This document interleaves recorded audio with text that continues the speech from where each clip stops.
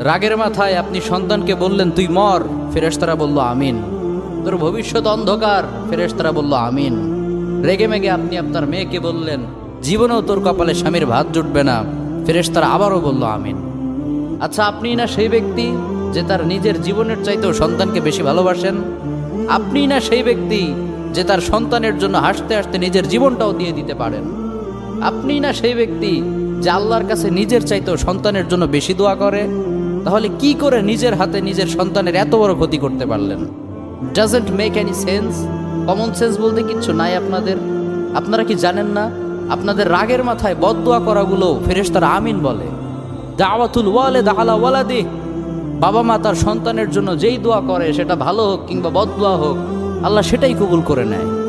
এজন্য খবরদার, never curse your children. রাগের মাথায় কখনো সন্তানকে অভিশাপ করবেন না। খুব বেশি রাগ উঠে গেলে তার জন্য উল্টা ভালো দোয়া করেন। কাবা শরীফের একজন ইমাম আছে, ইমাম আল কালবানি। তার মায়ের যখন প্রচণ্ড পরিমাণে রাগ উঠে যেত, সে তার ছোট্ট